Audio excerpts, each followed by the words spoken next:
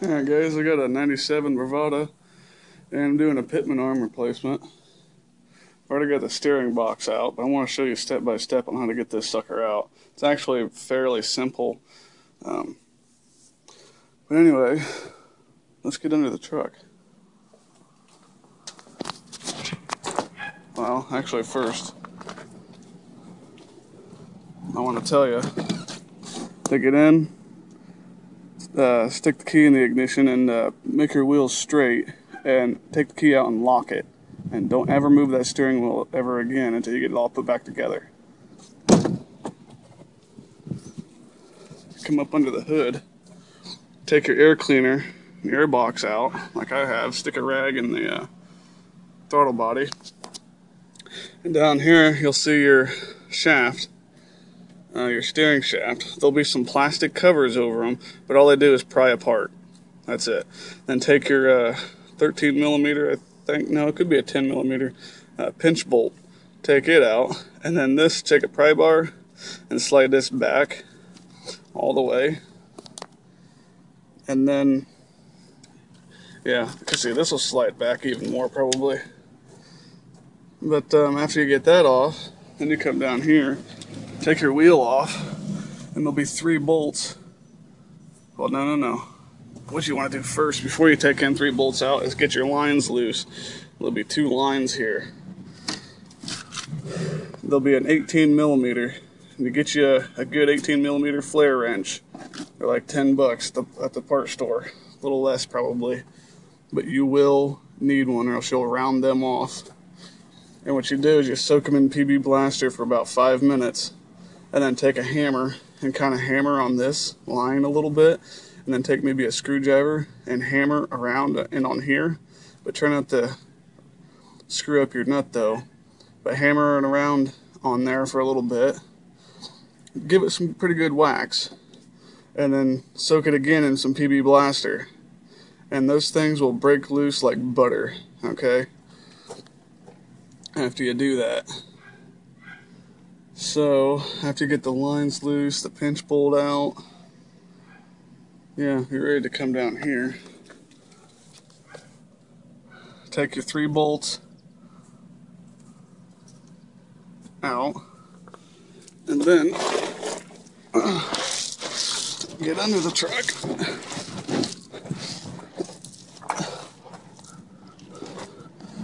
And that's where the Pitman arm goes in through this shaft. I think it's a 3/4 or 7/8 or something, I can't remember. But you take that nut off, you take the cotter pin out, take the nut off, and then get you a pickle fork.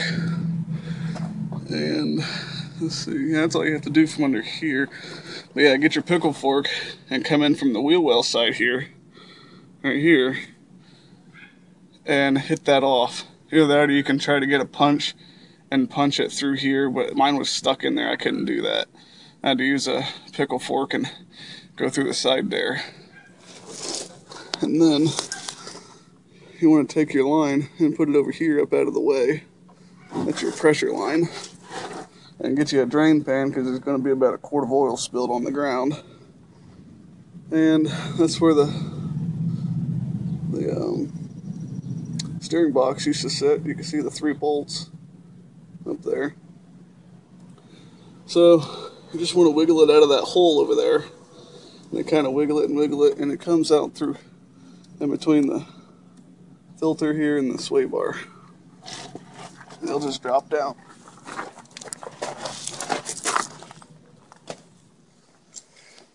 Now, what sucks is that I don't have a big enough socket to get that off.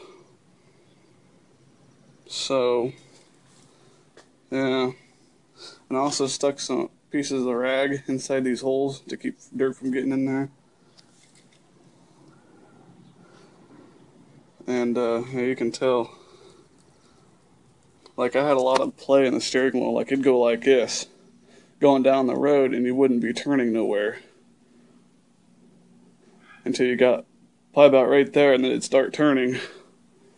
I'm pretty sure it's because of this guy. You can see it moving.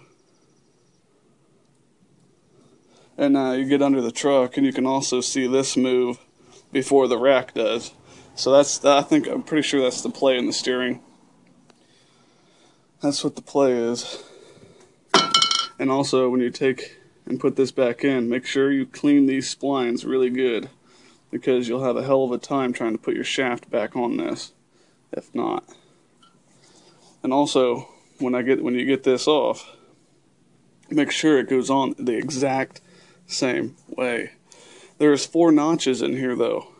There's a notch here, notch there, there, and there. So really, you can only move it a quarter at a time. So you either be sticking this way, or that way, or that way. So you can't really put it on wrong. If you do, I mean, it'll be really out of whack. So don't think I missed anything. It's actually really simple to get in and out. This thing weighs a ton though, so be careful when you wiggle it out of there. You know, don't drop on your face or something. That's pretty much it. I mean, this will work for pretty much any Blazer, older Blazer, 80s and up, 90s, 2000. That Blazer over there would work for this. S10s, Sonomas. Pretty much they're all the same. Exactly, actually. Except for maybe the two-wheel drives. Two-wheel drives may be set up differently, but I don't think so. I don't think so. Yeah, this is the pickle fork I used to get it off. A 3-pound sledgehammer.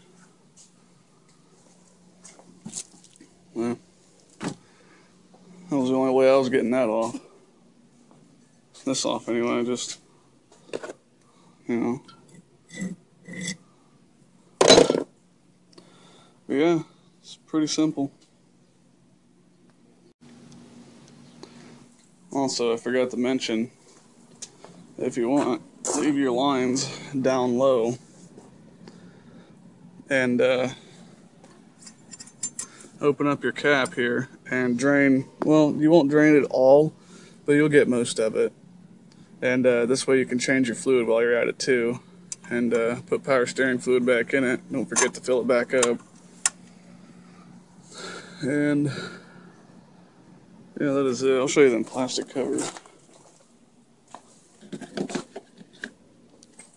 Here's your plastic covers that go over the knuckle or whatever, the pinch bolt. They just snap together. Well, this one's pretty much broke, but that one, see, that one will pinch in. That one goes around one of the lines. Goes in there, I think, like that. And you just separate them. Just get a screwdriver in here and pull them loose. So I gotta go and buy one of them sockets, and probably, you know, have to use my impact, because if you turn this, it'll probably turn that, and I don't want to do that. I don't know how that works, but using my impact on this will get it off and also back on a lot safer, because I can really give that some torque in it so it won't come off. But you also got to buy the special tool. I forgot about that also. That's why you see a hole in here. Once you get this nut off, you have to put that special tool on here, and that screws on and pops this right off. So you have to get this special removal tool to put it to get it off. You may be able to get it off with maybe a hammer or something, but I wouldn't risk that damaging the bearing and the seal in here. So yeah.